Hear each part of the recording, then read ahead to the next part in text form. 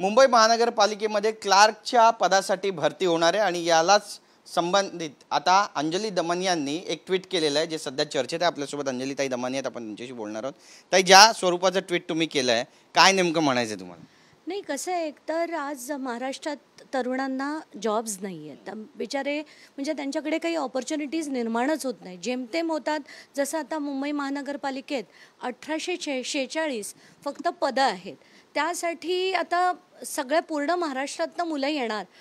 त्याच्यात त्यांनी अटी घालून ठेवल्यात की 10वी आणि पदवीसाठी त्यांनी पहिल्या अटेम्प्टमध्ये उत्तीर्ण झालं पाहिजे, अशी पहिली अट आहे। दुसरी अट आहे की प्रकल्पग्रस्तांना जे आरक्षण असतं ते फक्त मुंबई आणि ठाण्यातल्या प्रकल्पग्रस्तांना मिळेल, त्याच्या बाहेरच्यांना मिळणार नाही। आणि तिसरं म्हणजे मराठी आणि इंग्लिश टायपिंग आलं पाहिजे। आई बाबा होण्याचे स्वप्न अजून पूर्ण झाले नाहीत का? आई बाबा होण्याचे तुमचे स्वप्न पूर्ण करा अपोलो फर्टिलिटीद्वारे। मोफत सल्ल्यांसाठी कॉल करा 9953420359।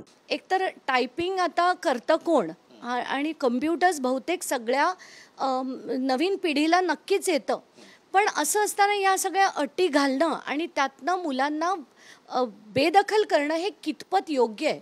म्हणून मला तो राग आला आणि मी म्हटलं, तुम्हाला 10वी पास, 8वी पास, 4थी पास राज्यकर्ते चालतात, ते राज्य चालवतात, पण तुम्हाला क्लार्कच्या म्हणजे लिपिक पदासाठी तुम्हाला अगदी पहिल्या अटेम्प्टमध्ये उत्तीर्ण मुलं का पाहिजेत?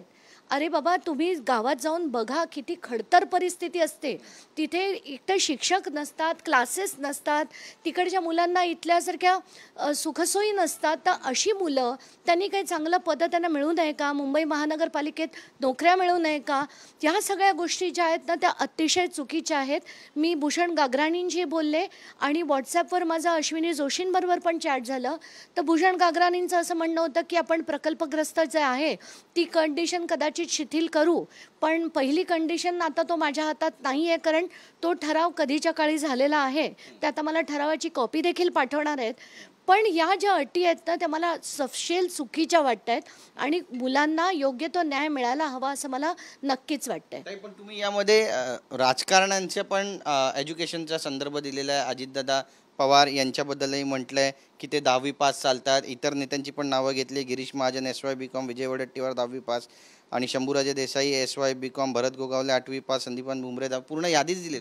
हो, कारण आपण हे सगळे जे आहेत ते आपला अक्षरशः राज्य चालवत आहेत। महाराष्ट्र राज्य जो एक स्वित्झर्लंडच्या चौपट मोठा आहे, चौपट, आणि एवढं मोठं राज्य चालवायला आपल्याला 4थी पास, 8वी पास चालतात, पण मुंबई महानगरपालिकेच्या क्लार्कच्या पदासाठी आपल्याला पदवीधर आणि ते पण पहिल्या अटेम्प्टमध्ये पास झालेले लोक पाहिजेत। ते हे कुठेतरी डेफिनेटली चुकीचं होतं आहे।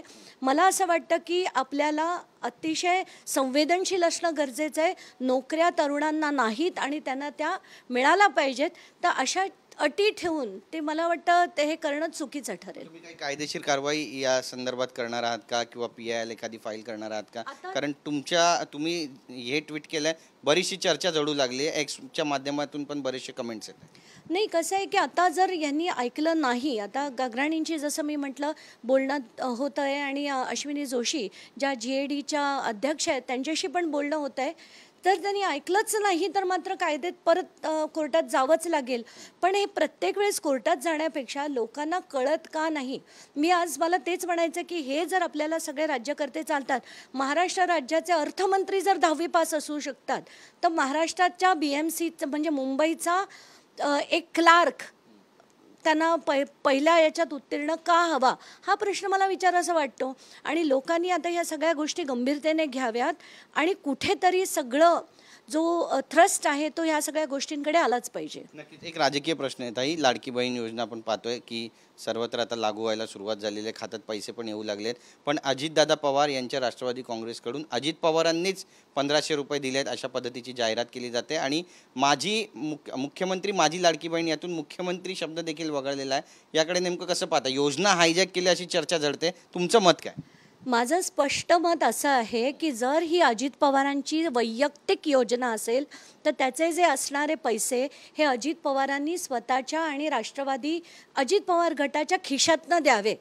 ही जर महाराष्ट्र राज्याची योजना नसेल आणि ही अजित पवारांच्या लाडक्या बहिणींसाठीची योजना असेल तर याचे पैसे हे अजित पवारांनी त्यांच्या खिशातनं द्यावे.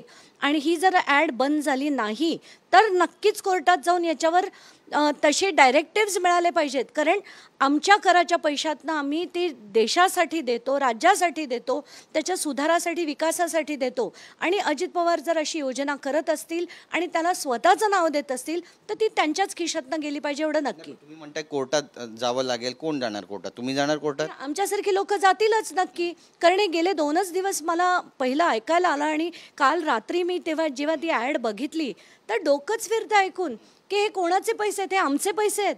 आणि ते योजना तुम्ही राबवताय ती महाराष्ट्र राज्याची योजना तुम्ही राबवताय. ही काही अजित पवारांची वैयक्तिक योजना नाही. आणि जर असेल तर तुम्हीच भरा त्याचे, आम्ही भरणार नाही. ही राज्याची योजना नाही, त्यामुळे त्याचे पैसे तुमच्या खिशातनं गेले पाहिजेत. धन्यवाद आमच्याशी बोलल्याबद्दल. तर थेट आव्हानच दिलेलं आहे अजित पवार यांना.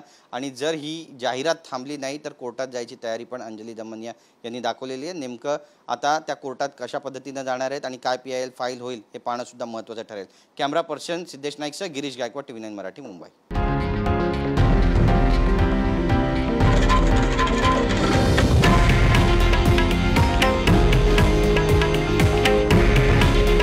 हे आहे देशातील नंबर 1 न्यूज नेटवर्क आणि आपण पाहत आहात TV9 मराठी. काळजी तुमची, हित महाराष्ट्राचं.